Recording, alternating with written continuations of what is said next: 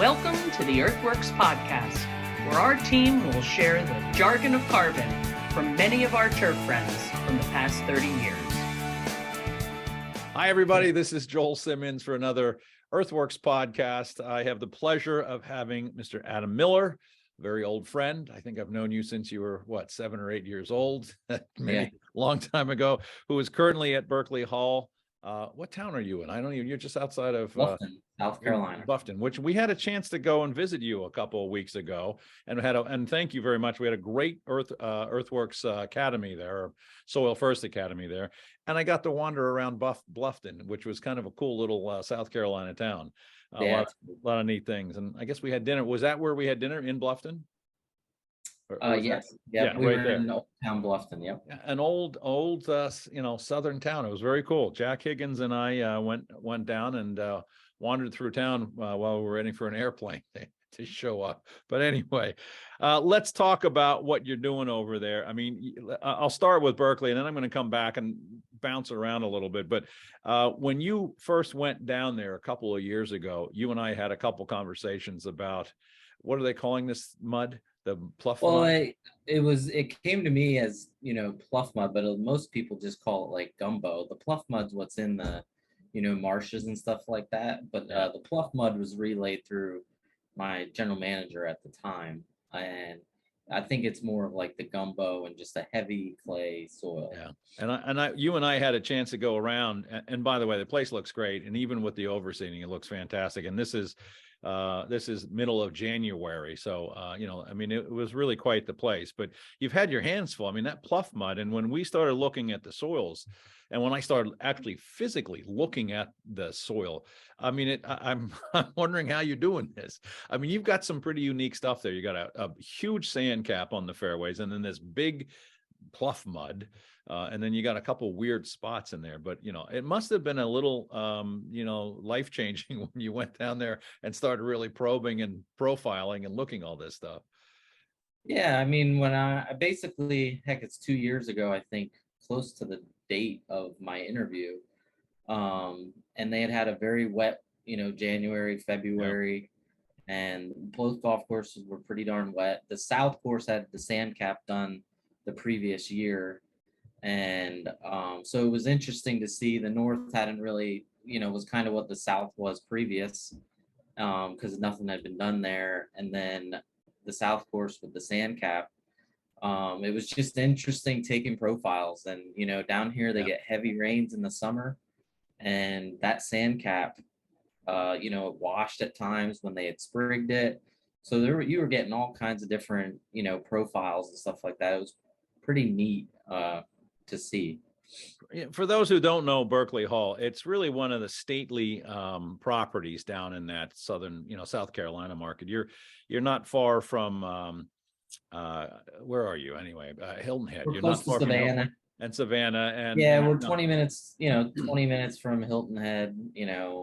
Savannah is about 30-40 minutes, and then Jacksonville maybe 2 hours, a little bit more. So it's in that, you're in the heat of it all for the summer. So, but it's a beautiful property, 2 full golf courses, just a great property. And I talked to a lot of people about Berkeley Hall, and they say, oh yeah, I've been down, I've played that place, and it's a wonderful golf course to play. So, you got a pretty unique property on your hands, but a lot of work. Let me go back a little bit and kind of talk about your background. And I know you went to Virginia Tech. And then I hooked up with you. Excuse me, let me rephrase that. I met you. I met you when you were at Kinloch with Pete Wynn. And I don't even know what year that was. Was that you were there early on, or were you there after growing? 2000. I got there in 2007-8, like that. Okay, so you're well into growing, but you're way past growing. Yep. Mm-hmm. There's so many guys that have gone through Kinloch with Pete that I can't keep track of all you guys anymore, but it's also a sign of my age. It was it was 2007, 2008, so past the growing. Yeah, so Kinloch was built in 2000, and Pete Went was the superintendent. Lots of guys that we've talked to, here and certainly worked with pretty closely over the years have come through there. And it's a spectacular little golf course, but it's explain Kinloch to everybody. I mean, the grasses, the environment, what it's like down there, the people. I mean, it's a pretty unique property. Yeah, it is. I mean, it's big, expansive. Right. It had a bold vision, I think. There's bent grass galore and tall fescue and, bluegrass galore in the roughs. It was every bit of 45 acres of bent grass and 100 acres of,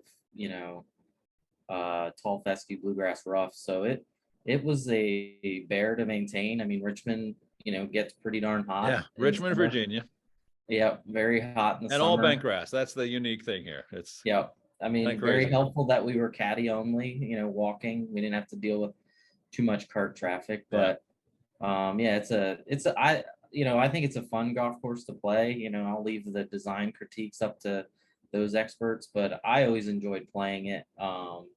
And it's got a special place in my heart because I think it's where truly Yeah. my career really kicked off. Yeah, you got a lot of experience down there. And this is a Lester George design. It was new construction of the year in 2001 or 2000, one of those two. I Yep. don't remember, it's so far back, but it's interesting because Pete came down there with the vision of all bent grass, which today is probably changing, and I don't know that anybody would necessarily go truly into the heart of the of that area of Richmond, Virginia, with bent grass today. But he cut his teeth up at Robert Trent Jones under Glenn Smickley, and Glenn came down to Northern Virginia with all bent grass, and everybody told him he was crazy in early 90s. So Pete comes down to Richmond in the early 2000s. Oh, we're going to go all bent grass, and everybody said you're crazy, and it's spectacular. How hard is it to maintain an all bent grass course in the mid-Atlantic, deep into the mid-Atlantic, when nobody around you was all bent grass? I mean,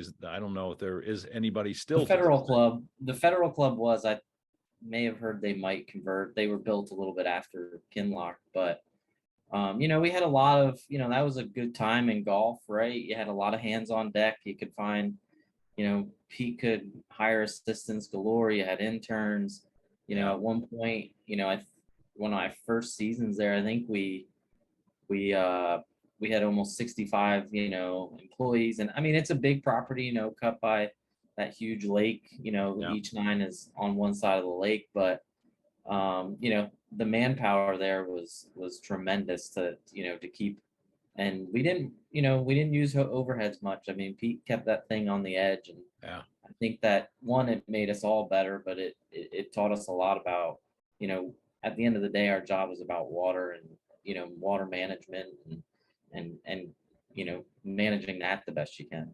Yeah, amazing, that conversation. I mean, it's I've had this conversation for years.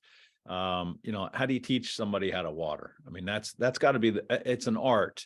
And I mean, how do you teach it? I mean, I think one of the things that Pete's really very good at is water management. And I think he taught you guys all that, and you've brought it to your property. So how do you teach a young guy how to water? Less is more. It's a good answer, actually, right? Most of the time, less is more. I think just being around and, our irrigation systems are getting so much more sophisticated where you can really dial it back or dial it up in certain areas, because we're dealing with, so many different microclimates throughout the property. And so, I've kind of tried to push guys down here, on my team that, hey, we can probably go one more day. Like, you don't necessarily have to, let it go, but Bermuda grass can be a water hog sometimes, so it definitely needs it. But, I definitely like to try and push it, because I think at the end of the day, members love dry golf courses where their ball's bouncing and running. And so, to me, it comes down, to playability too, and turf health. And I think you can always add more. I mean, that's really kind of the answer, is at the end of the Mother day. Nature down here is going to add more. Yeah, you'll get more, especially where you are. Yeah. But up in Kinloch, you still had some decent weather coming through. You had a lot of rain. I mean, it was a fairly, I mean, did you ever have a summer up there that was just god awful? I don't even remember now. There's so many of them.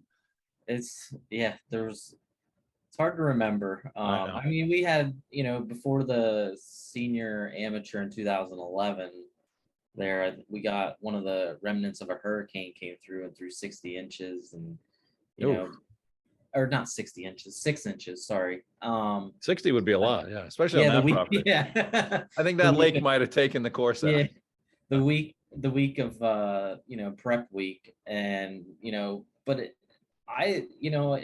that same thing actually happened when we had the women's mid-am here at Berkeley Hall. My first season is we got 6 inches of rain the week of advanced week, and it kind of takes all the pressure off. Like, you don't have to water anymore. Like, you're just kind of Yeah.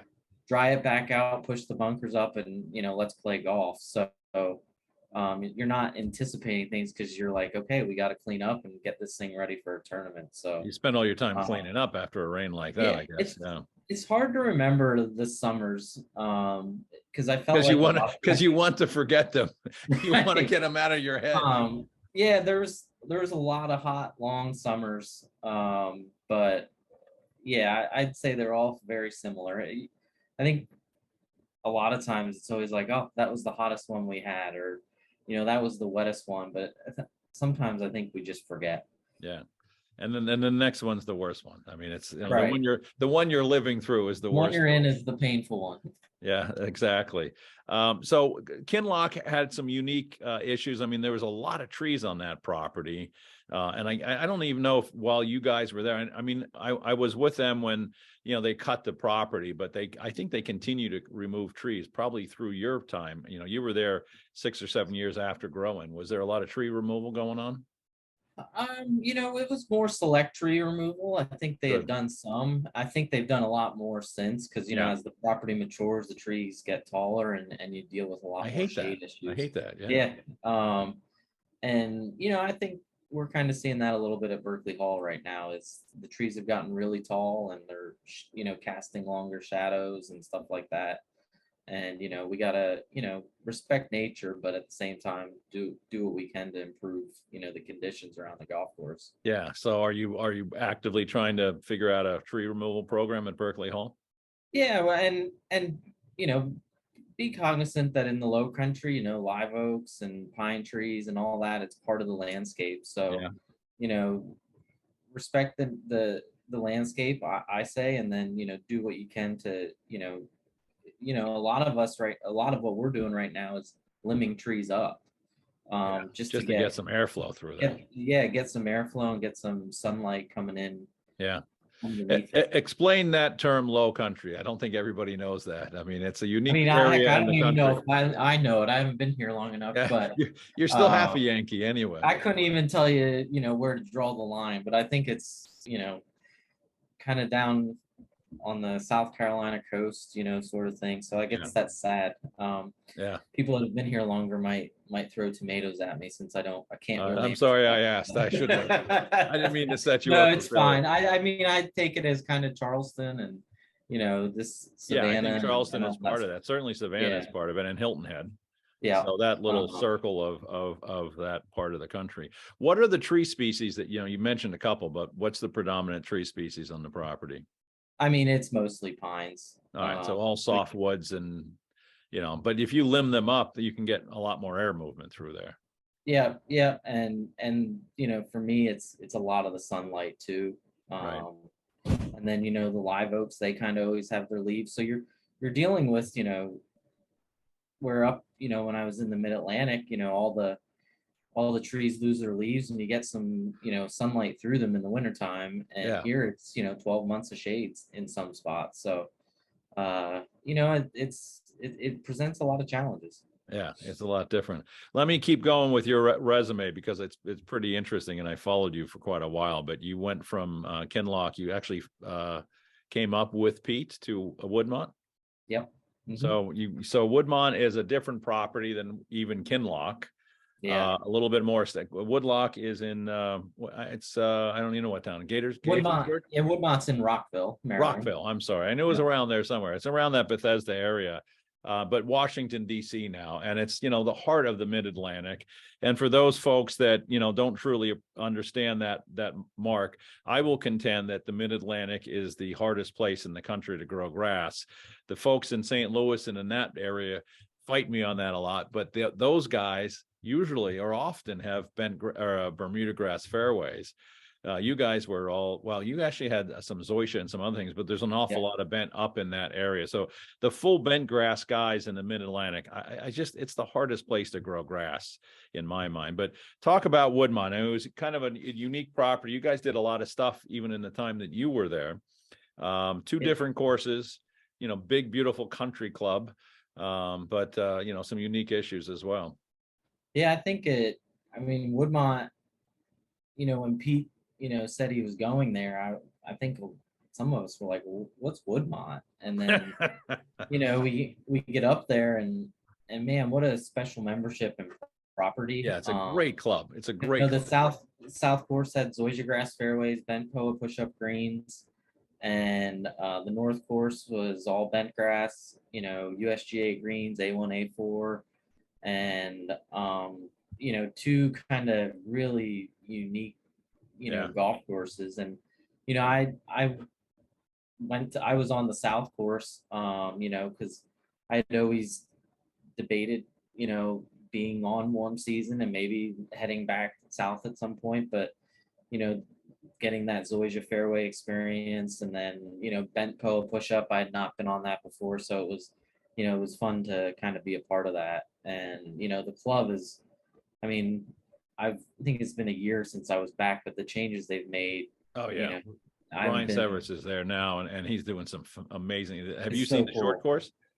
I have not, It's but I'm spectacular. hoping to get up there this spring. Yeah, it's very, very, very good. So talk about the zoysia. Was that your first experience on zoysia?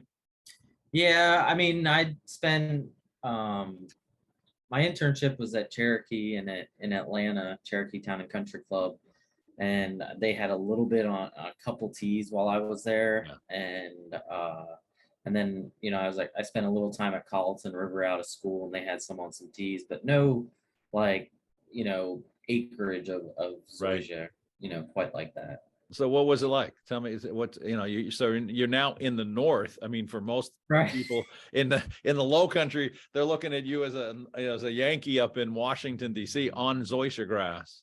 Yeah, it was interesting. It didn't have a lot of rooting when we got there. It looked great, but it had some challenges in some shady, wet areas. Yeah.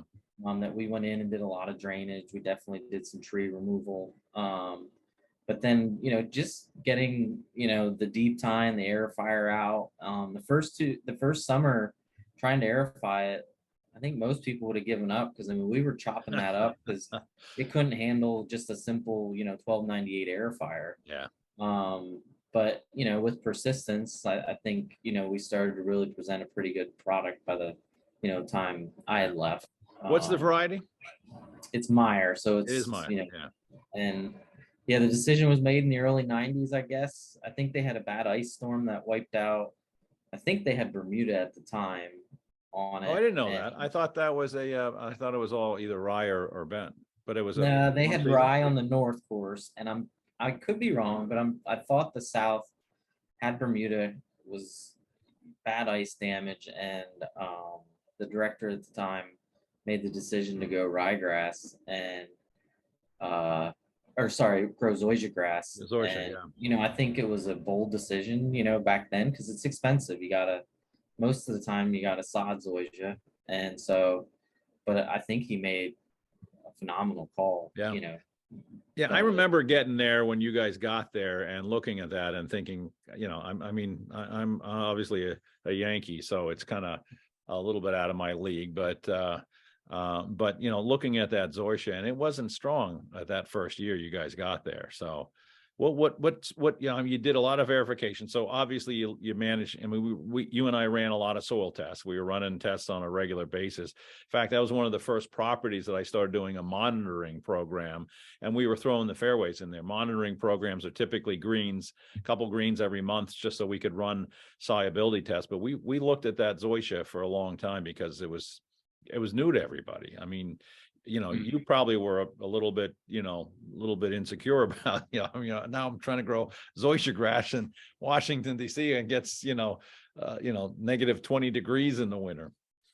The good thing is it had been proven, and, they never really lost their fairways. So, we had that going for us, but it definitely, it's like everything. You think you know everything, and then you don't. Right. And it presented its challenges. You know, we solved some problems, and I think we, made it better. Yeah. But So uh, but what yeah, it, funny story about the zoysia though is when I was at Bethesda, I had ryegrass fairways, and Mike, who was the old superintendent, he was delivering equipment part time for Toro, and he came by, and I had known he had done ryegrass on the North Course, for a long time. I was like, Mike, I was like, you got any recommendations for a young guy that's growing ryegrass fairways in the Mid Atlantic? And he said sod zoysia. That was a statement to me. And he said, best decision I ever made. So that one stuck to me. It was pretty kind of funny to yeah. hear him say that. Let's talk about that and give any advice you have. But back in the early 90s, everybody was going all bent and wall to wall. I mean, like I said, Glenn Smickley kind of started that trend all at Robert Trent Jones. But now the trend is definitely coming back. You're seeing more zoysia. Obviously, the better varieties of Bermuda grass are coming into the Mid-Atlantic. We're seeing them coming up into the Philadelphia market to an extent, definitely on sports fields. I mean, Soldier Field now has a base of of Bermuda grass in the stadium, as does the Philadelphia Eagles and a bunch of other places. That I think they're using that more as a foundation and a footing. But what kind of advice do you get? I mean, first of all, what does that trend make sense to you? I mean, I think we're seeing more and more of this stuff coming into this Mid-Atlantic region. Obviously you guys have been there, but down where you are now, but I do think it is. It will be interesting over the next few years. Trends, tend to change every, 10, 12 years. But yeah, it seems that way. from a sustainability, water resources up there are either limited or expensive, especially in that, Washington, D.C., Bethesda area. And the products that you're having to put down, you can definitely limit that. So I think it's the right trend to go. Now, playing on bent grass is pretty darn good year round. So it'll be interesting to see kind of how memberships and all that go. And I think you'll always have bent grass. There's some really good bent grass up there that doesn't have as many inputs as maybe some people might think, but I do think the trend will continue. Will bent grass be popular down south? I mean, they're obviously all the greens are bent grass, or most of them, I should say. No, in the south right now, true. it's Bermuda grass. It's the Altadorf Bermudas. I mean, there's still some clubs with bent, but most have converted. I don't know. It could trend back. I asked the USGA agronomist that if he sees that trend. There's some really good bent grasses, heat tolerant, from A1 AU Victory, 007, which now I think is in its next iteration. Some of the cohos and piranhas and that sort of stuff. So it'll be interesting to see if anybody goes that direction. But the Bermuda grass down here, you don't have to babysit it, all afternoon in the hot summer. So, but you said there's something a benefit to that. Yeah, I would think you said something interesting when we were getting together last week. But you got a lot of guys coming down and from the north down your way in the south in the winter, and they're used to such established bent grass environments up here that I think the change is probably refreshing, and it's a little bit harder to keep the bent grass going. So who knows, maybe that trend won't go. But let me get back to the zoysia. So you walk into this property and it's all zoysia.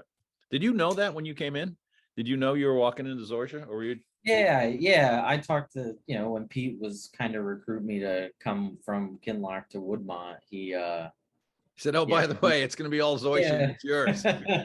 Good luck. Have fun with that." Yeah, no, it was fun. I mean, I think it was fun for all of us to kind of jump into that and get to experience that. So the first thing you started doing was aerifying. You started poking holes and ripping the place up a little bit.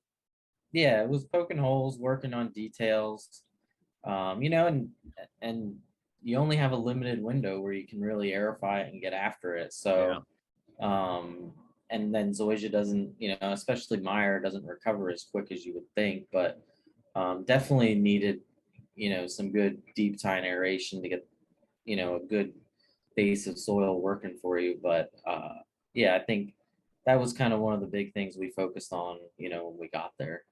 You said something that I stole from you when we were down doing the academy, but I think your comment was soils needs to breathe. Yeah. And I that's mean, simple as that, isn't it? It's kind of sometimes oxygen. surf is simple. I think air, sunlight, and water. Yeah, And it's kind of what I not too learned in much of it, if horticulture any. class. Yeah. And all my friends still make fun of me because that's all you have to do is air, sun, and water. Yeah, that's it. It's Yeah. as simple as that. Nothing else to worry about there. But you guys did a lot of amending up at Woodmont, and obviously did a lot of I mean the aerification is just helping the roots get deeper, getting air in there.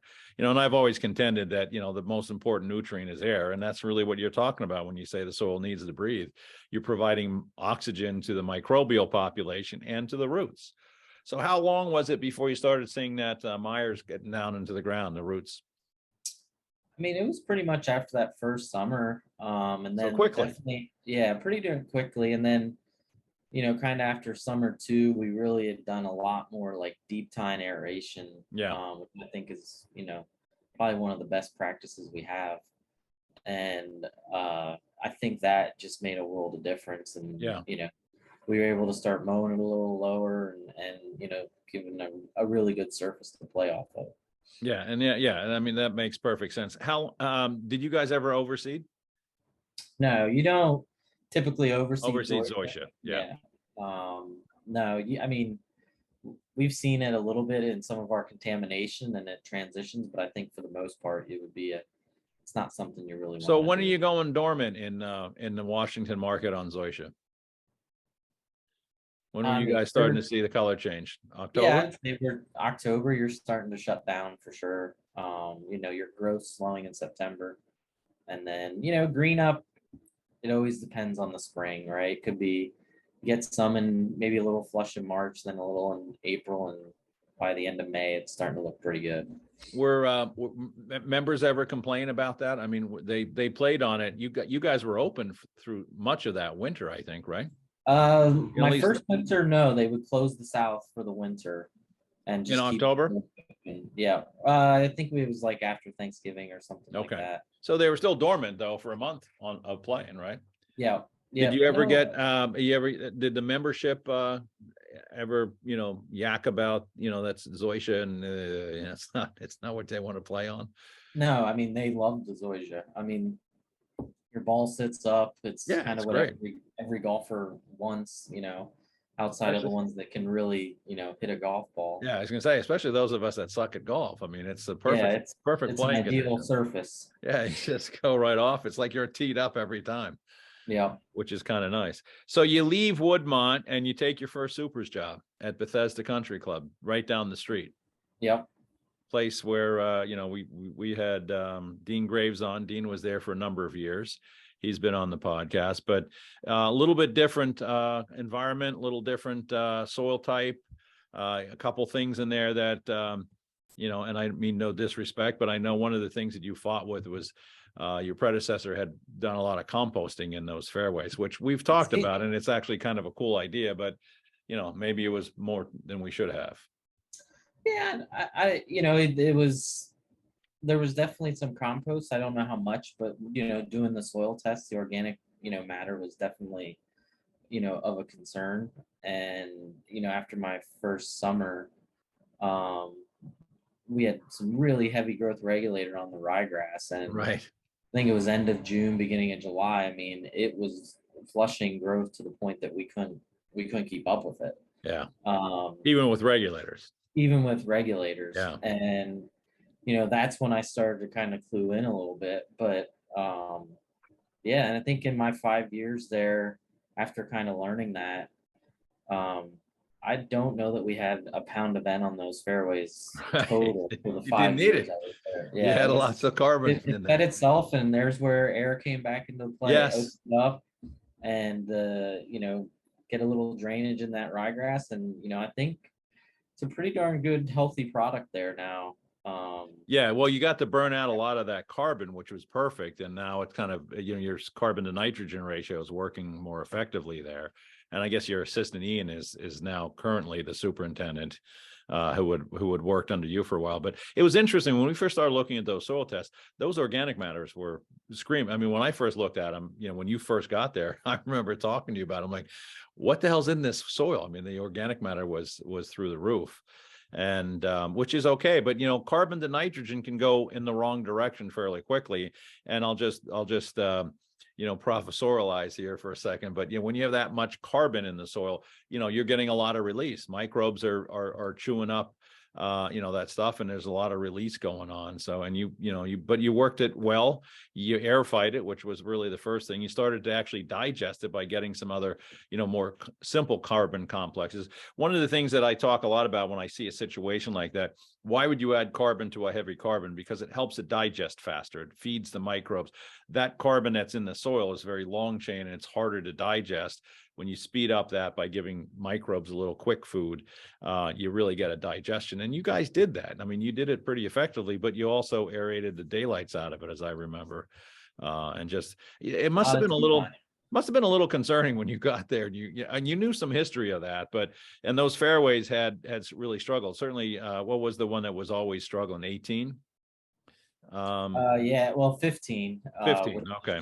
I think at the end of the day, I finally, gave up, and we saw it at the HGT. Oh, perfect. When all else fails, right? Right. Yeah. When all else fails, get rid of it.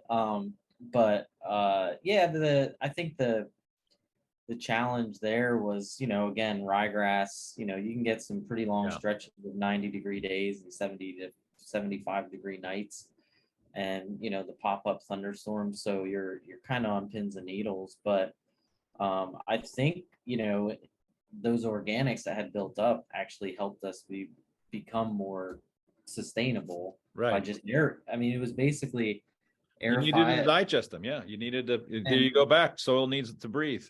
And I think that first summer we definitely struggled. I mean, we had some thin spots and fairways. I mean, we walk mowed fairways for a couple of weeks. When it was wet?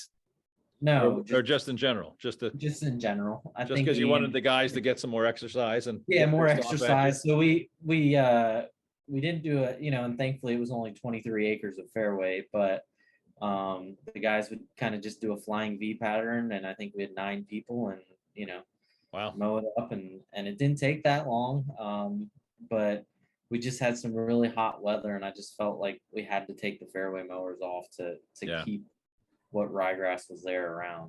And then, we didn't have to do that in subsequent years, thankfully, to the staff. Yeah, you made some big changes in those couple of years. I mean, I remember that first year, there was a lot of blood, sweat, and tears going on, and wondering what the heck's going on in the soils. But, and we didn't realize the depth at which some of that compost had been put there. But, and again, I want to qualify, compost can be very valuable, but it can absolutely be easily over applied.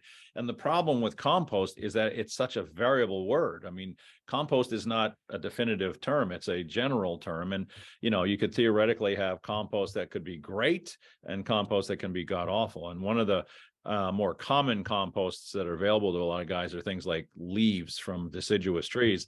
And these things can be loaded with potassium salts and other things from the deciduous leaves. So you got to be very careful with that.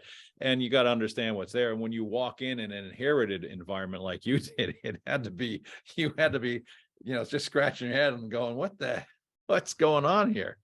Yeah, I mean, you try not to look back and just try to look forward and manage what you got. I think one thing we do in our business probably poorly is we're always kind of questioning what, the guy did before us. We don't know, we don't know the circumstance that they were in or under, or, the pressure sometimes that membership puts on you. So, just, move forward, try not, dwell too much on. You need to know the history, obviously, but take that and, and I would say at Bethesda, there was a lot of things. There's a crew member there that's still there, one of the best employees I've ever been around. Like, I think it was my second year, I started changing things back to the way they used to do them. And he was like, you keep changing, like, you're changing back. And so, I think that helped me with my, obviously the transition down here to Berkeley Hall as well. Yeah.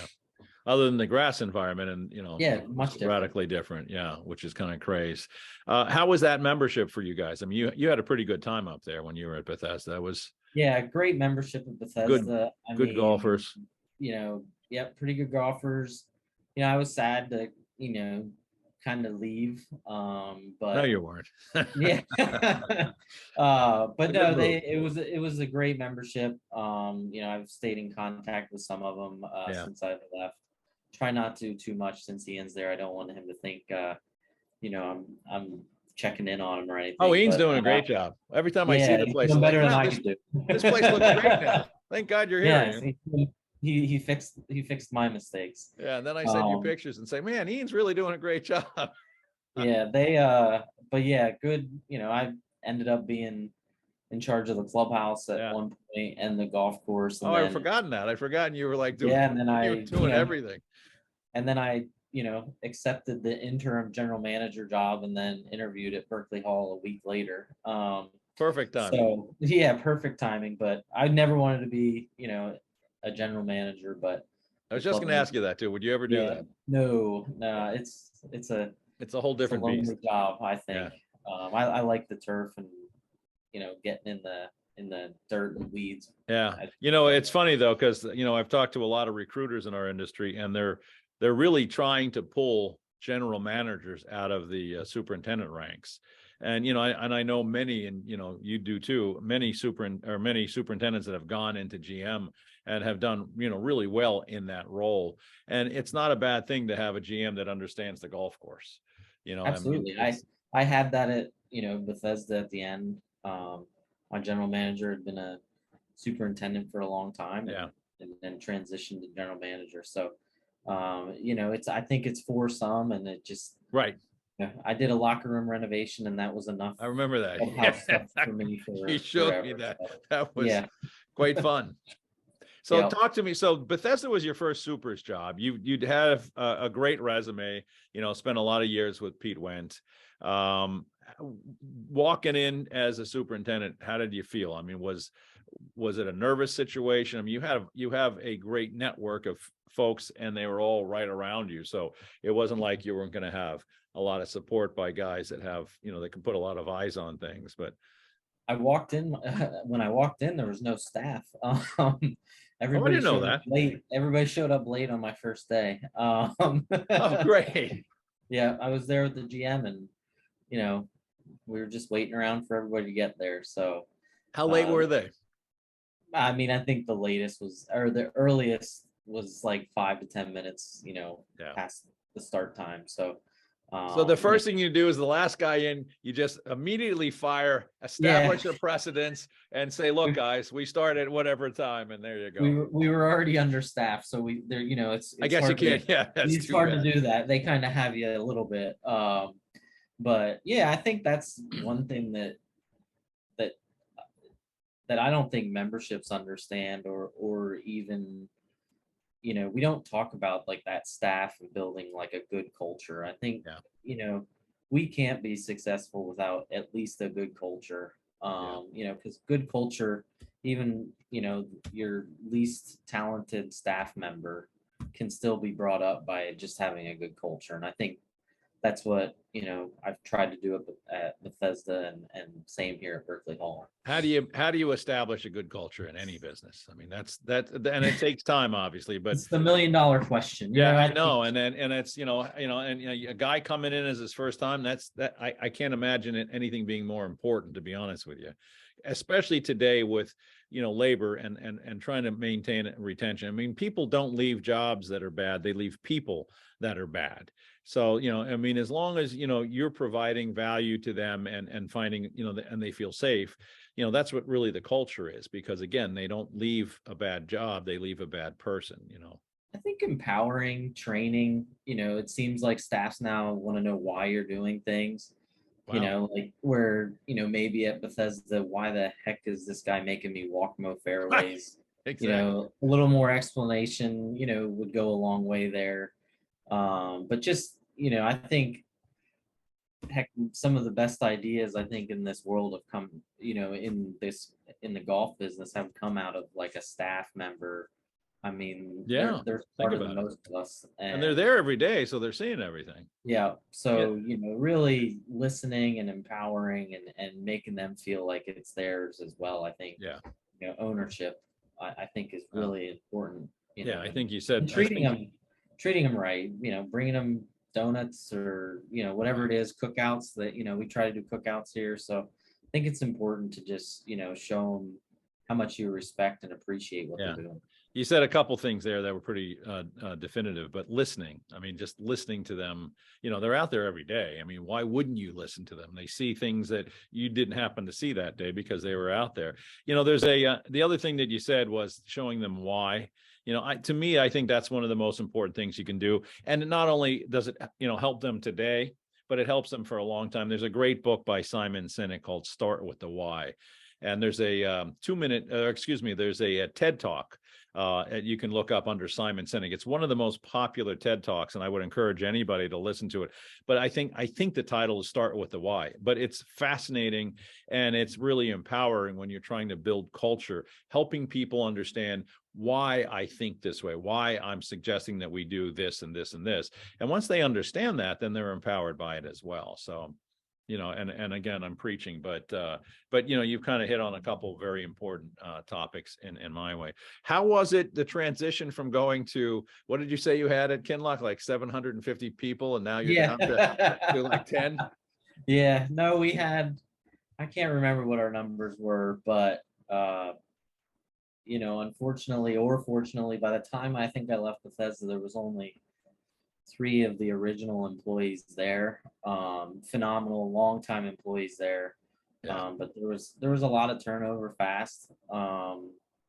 And Which is not uncommon when a new commander. no, change is tough for everyone, right? It's tough, coming into the situation and kind of knowing how you want to fix things. So Yeah. and not, me not maybe experiencing change fast enough. But yeah, I think people just, find if they don't kind of like the change, they kind of, they leave on their own. I mean, Which is good. Not very few times have I had to let someone go. It's more they just kind of, Yeah. they leave on their own. You just piss them off enough to Yeah, keep that's that it. they leave on their own. I know how that works. Let's get down to Berkeley Hall, and I really want to talk about the transition now. And you've got, you are unique in this role, in that you spent a lot of time in the Mid-Atlantic, a lot of bent grass, but you also had a lot of warm season grass, the zoysia at Woodmont, and a couple stints down in Carlton River and Cherokee. But for the most part, your career was cut on bent grass. I mean, at Kinloch. So now you're making the decision. First of all, what was the decision process to leave Bethesda and go to Berkeley Hall? I mean, some of it was probably family, but what was going on in your head when you said, "Hey, let this make sense"? We vacationed here. Heather and I had vacationed here for 10 years, and I think we were always kind of fond of the coast, the South Carolina coast. Yeah, it's beautiful. And I think we'd had discussions like, oh, it'd be great, someday to get down that way, and I think things just kind of aligned pretty good for me. But it was definitely tough, tough decision to come to that. Yeah. But it's kind of an area we wanted to, see and experience, and it's not too often in this business that you get to change regions. So Yeah, really. it was kind of, I wouldn't say it was spur of the moment, but it was something we had looked at for a couple of years. Yeah. I had I have a friend superintendent that just interviewed, and I'll remain nameless, but he interviewed from a cool season grass area down into, they were using some of the new varieties of Bermuda on the greens. And he feels like he didn't get the job because of he didn't have that experience. And, and he made the comment to me, he goes, quite honestly, growing bent grass in that, horrible transitional area is a lot harder than growing some of these new varieties of Bermuda grass. Was it a hard? Well, yeah. So talk about that. I mean, is that a fair statement? I think they both present unique challenges.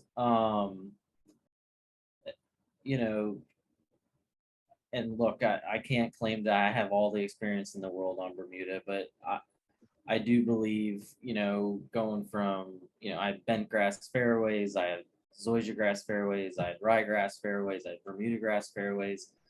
They all present, unique challenges. Right. And I think, doing some soil testing, knowing what's going on, what's been done in the past, and, just coming up with a plan. I mean, a lot of the programs are kind of similar, Yeah. not completely, but to me, and I know I make it simple, but if you're managing air, sunlight, and water, you can grow any There we grass. go. Whether Back to the basics.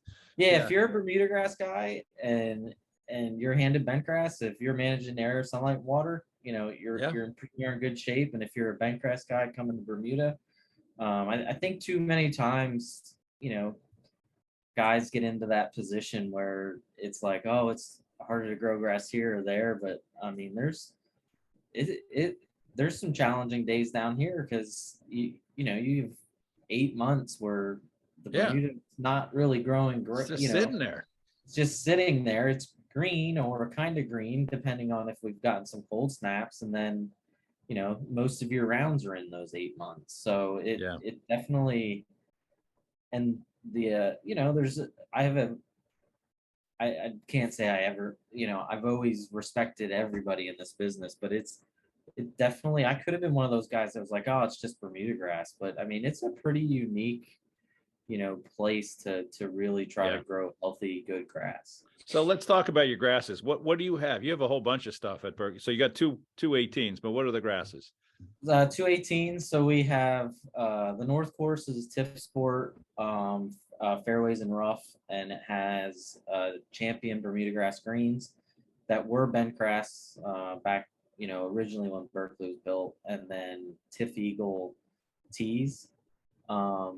And then the South Course is Tiff Eagle greens, Celebration fairways on a sand cap, and Tiff Sport rough, and Tiff Eagle Wow. tees as well. So what's that? It's at least 3 tiffs in there.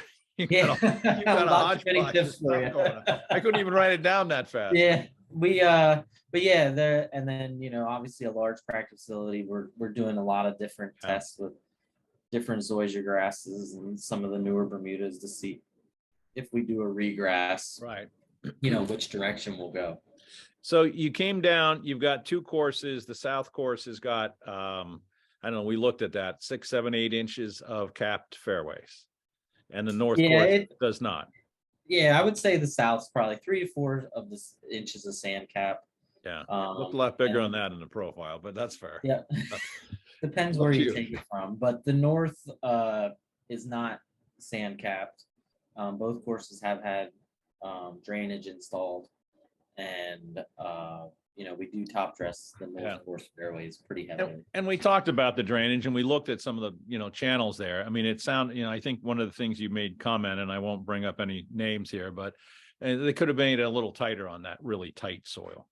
Yeah, I think the laterals and stuff like that could have been definitely tighter spacing. And at the end of the day, you can never have enough drainage. Yeah, I think that's the bottom line. And drainage is expensive. So, who knows? So it's, we're at a club where they spend a lot of money on drainage, and it's kind of hard to go back to the well and ask for more, drainage money. So we've started to do some of that sand channeling between the laterals to really get water moving to the drainage and try to make it more efficient the best we can. I wish I could easily show, of course, most of our listeners are listening and not watching, but when we pulled those profiles a couple of weeks ago, it was just striking to what you're dealing with. You got, I mean, that whatever is below that sand cap. I mean, I remember taking a probe out of it and just rolling it in my hand and putting it on the on the dashboard of the truck, and it just hardened up. I mean, we passed some of those examples around the next day at that academy, and they're all looking, what is this? Well, that's what he's growing his fairways on right now. But you've got some unique stuff in there. But, you know, it goes back again to your agronomics, which is, you know, the soil needs to breathe, which I will forever steal from you and give you credit for. I'm probably But not the first one to say that. no, So. you know, we've all been saying it, but to hear it from, you know, from you, it's, you know, having lived now living it, it's, you know, it was the first thing you said. We pull this thing, look at that. I'm like, soil's got to breathe. Soil's got to breathe. You know, I try to take a little compliment from that, but it's probably not fair. But Yeah. you know, but it's but you know, I mean, it's a unique muck of thing. Talk about that little section along that rough that we looked at too. That, you know, we just sent some samples in, and one of the things that we did suggest, and you did, is sending in the bottom part of the soil and the top part of the soil as separate entities, just to see, you know, what the big differences are. But that you have some unique areas all across that property of different soils. Yeah, you know, they moved a lot of dirt when they built, you know, Berkeley Yeah, I Hall. bet. I don't know if we still have it, but we did have one of the highest points in Beaufort County that they, you know, pushed up the T complex on. Oh, really? And it became yeah. the mountain of the town. Yeah, the mountain of the town. But Too bad you guys don't get too bad you guys don't get you know, snow. You could have people there right, skiing exactly. down that little mountain of yours, which isn't a mountain at all, by the way. It's flat as can be. You know, and it's weird, you know, it's interesting after rain events to see like water seeping, and it always seems to me like our upslopes are wet, and you would say, why is it wet up there and not in the low? And you know, I think they push so much dirt up, they push pockets of sand somewhere. And I think some of those pockets of sand sometimes drain, you know, just kind of when they get really saturated, they just kind of down the hillsides and stuff like that. But yeah, you can find occasional, you know, little bit of what you thought may have been sand at one time. But yeah, definitely some heavy soils that, you know, I think you keep getting air in there and stuff like that. I think we'll start to see, you know, them open up a little bit more, hopefully more receptive to water and that stuff. You know, that was kind of surprising to me. I mean, you're fairly close to the water. I mean, you're not far off the coastline, but your soils are big soils. I mean, gumbo and messy. I think and I do think, you know, property to property down here, you know, club to club, it's different. I mean, you know, you definitely you have some that have sand, you have some that have what we have. And I was talking to a superintendent at Your Soil First, and he was saying how he has like 40% sand soils and 60% what we're dealing with. So he was probably over in Hilton Head though proper, because we had a lot of Hilton Head guys there. No? Or was it? No. I'm not sure who you're talking about, but Hilton Head is much sandier. And it's how far is Hilton Head from you? 15, 20 minutes. Yeah. I mean, 20 minutes away, you're going from pretty sandy to what you've got, which is gumbo-y. I can't even say, well, you know, pilth. What do they call it again? Well, what was told to me was pluff mud, but it's really Pluff mud. Pluff mud is what's in the. Is that a term of the area, pluff mud? Yeah, that's what, like, if you smell like the salt marsh when you're going like across the bridge, pluff mud. like, that's what you smell. So we don't have that. People probably wouldn't join if that's right. let me go back, and I started to ask you this, and I probably interrupted you, which is my style and habit. But you're interviewing for this job from the north. Did that present a lot of challenges, and how did you get through the interview process? Not having a lot of warm season. Well, you kind of had a lot of warm season grass experience, but had a little, not what you had expect. more than, you know. I mean, most guys coming out of Washington and C going down there. I mean, is there a trick to the interview process that helped you get through that? You know, I think for me, I put a lot of focus on the challenges that they face and how we can fix them. I didn't really talk Bermuda grass or, you know, and it wasn't that I didn't respect, you know, that it was Bermuda grass. It was, if this was a bent grass golf course, I'd be doing the same things. Right. And here's the challenges I see. Here's how I believe I can fix them. And, you know, and I would say for a lot of people too, you know, they do sometimes clubs put a value on your network. And, you know, I think between the Kinlock network, the RTJ network, it's a pretty big network of superintendents, and there was some value placed on that as well, Yeah. in the interview process.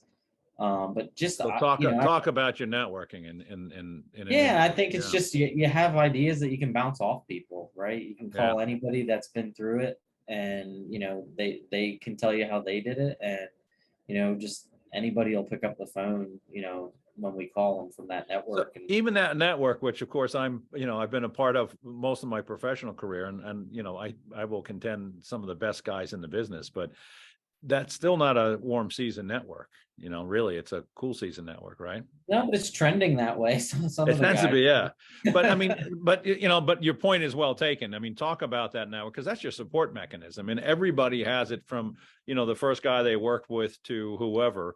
But it's such a powerful way to communicate to a new membership. But so really, the conversation of cool or warm season grass wasn't on the table for you, was it? I mean, there was a little bit of it. Obviously that's part.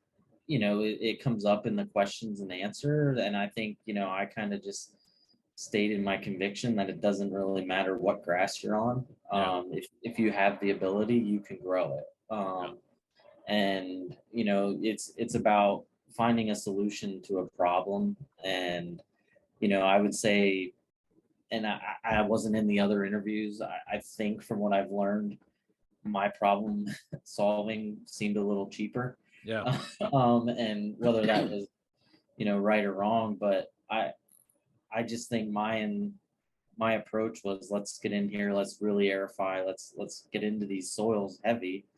They were high in magnesium. When I was walking the course, it was so wet, and you could see your footprints, and you could see where cart tracks, and I think just, and that there are past applications of lime, and talking to the guys after your Soil First Academy the other day, I think I screwed up in year 2.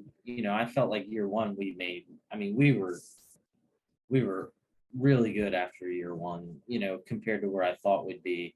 And year 2, we were still good, but I didn't see the progress. And in your Soil First the other day, you said sometimes the soils will revert, back. Oh, they will. And so I did that heavy lime app year 1, and I'm interested to see, once we do these new rounds of soil tests. We didn't do a lime app last year.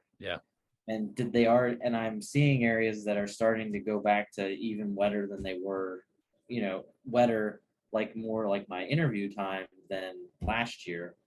And I'm just interested. And, at Berkeley Hall, there were past lime applications, but I'm wondering, like, if it has to be a sustained, slug of it year after year to kind of. Well, the soil tests will tell us that, right? I mean, the data will kind of show that. And, and it's funny because, I get so much criticism for some of the philosophies, but, what we're really trying to do a lot in soil testing is physics, whereas it's not always about the plant. I mean, and quite honestly, in our case, especially on higher CEC soils, which you're dealing with, it's rarely about the plant. It's about getting the soil environment right. So as I quote my dear friend Adam Miller, so the soil can breathe. Right. I mean, and that's and that's what and you've seen that with the work that we did, with Kinlock and all the guys at RTJ. They've all gone through the same. It's about, you talk about air, sun, and water. I talk about chemistry, physics, and biology and the 3-legged stool. I'm not that smart. Well, yes, you are. But you're doing it. And that's all that matters. So it really is quite interesting. So in the couple minutes we've got left here, and I told you it would go fast. What's on the agenda for Berkeley Hall? What's next for you guys? I mean, you've still got, you're a couple years into it. It takes 5 years to really even learn where the bathroom is, for goodness sake. Right. But I mean, and from a soil standpoint, everything on that side is, especially on a big soil, is going to move very slowly. So, we'll see when we get the soil test back, we'll talk about it, but be interesting to see what, how we compare, from one to the other. But what do you look at in the next 5 years? Where's the change? I'm really excited about the team we have in place. You got a great team. Yeah. I think And they were all at the academy, so they're all yeah, learned they were up. all there. They're all. I should quiz them now. I should put a quiz out, see if they ever were paying attention. Really excited about the team we have, and even where our staff's going, kind of compared to where we were. I mean, that's the culture, man, right? Yeah, the North course was the culture was definitely fractured over there. Yeah. And just trying to kind of put our heads together and think how both courses can help each other, because I think Good. there was always a little tug of war going on between both courses, and I'm really trying to eliminate that. But we're going to continue our heavy aerations that we've been doing, with deep tining. We've been drill and filling some of the greens because they're 20 years old and all the soil that. needs to breathe. And so we got, potential renovation in 2025 on the North course that we're trying to plan and figure out exactly which direction we want to go. And, I think, just kind of staying with what we've kind of put in place and see kind of what happens from there. But that's about it as far as the next few years. Is just any tournaments coming trying to kill POA, because man, down here yes, kill POA. It's resistant to everything. So yeah, well, don't use POA cure, because you'll find out how much POA you really have. As good as it is, I don't mean that as a disrespect, but as good as it is. That's an interesting product, probably for another day, that's worked and not worked for us. But yeah, I mean, I think that's one thing I've learned down here is, like, superintendents in this area live on the edge of, you're not fully dormant, but you're out there trying to kill this weed that is resistant to everything. Exactly. And guys are out spraying Roundup and all that sort of stuff on turf that's not dormant. So right. I think I went from living on the heat edge to now living on the the herbicide edge some days. So it's definitely a battle down here. Any tournaments coming up? You doing anything else like that? No. I think the club's in a spot right now where their membership's still growing, and rounds are still up, and there's really no talk of it right now. So we'll see. Are they really taking the wine room out? I don't know yet. That would be a bummer. It's such a cool room. A refresh, but they I think some of the stuff they've done to the clubhouse is phenomenal, and I think Berkeley Hall's in a good place to kind of move forward, and I'm excited about what it'll all bring. You've got an awful lot of houses and still construction going on there. Is that a challenge for you guys? I mean, you got to be dealing with and I would assume a lot of folks coming down from up north. And yeah, it's definitely a challenge. I mean, you have builders galore coming through our gate, exactly, and landscapers and all that, and and then these new members. It seems like the newer membership, they're really looking at their views and that sort of stuff. So there's a lot of calls someday like, hey, can you come over? They're building their house. They want to look at, can they take this tree down? Can you, can you tidy up the area around, their lot? So it's definitely, I think I wasn't ready for that, that aspect of it. But it's been fun. I'm having a good time. That's good. You going to Orlando? I will be in Orlando. So a cheap pitch for Earthworks, but we will have a bar at our booth on Wednesday afternoon, I think 3:00. So anybody listening that would be interested, just find one of us and we'll give you a couple drink tickets. But luckily we get a lot of the old RTJ family guys stopping by for cocktail hour. Seems like it's the only time we see them, but for some reason they're all there when the bar's open. I don't understand how that works, but we're grateful. And that's why we have it. And it's just great to see everybody. So yeah, stop by and we'll see. Adam, I can't thank you enough for all your support over the years, your friendship. Great time last couple of weeks. And I look forward to seeing you down in Orlando, and obviously wish you the best of luck as your career continues to blossom down at Berkeley Hall. And I think you'll be there for a long time based on your wife's interest, if nothing else. Yeah, that's it. Perfect. Adam, thank you so much. Appreciate it. Yep. And that is the Earthworks podcast. If you're not a subscriber, please become one. And if you are going to Orlando, please stop by our booth. I don't remember the number, but you'll find it. It's got a big ring up stop that says Earthworks, and there'll be a bar there on Wednesday afternoon. So I hope to see you in Orlando, and thank you very much for listening.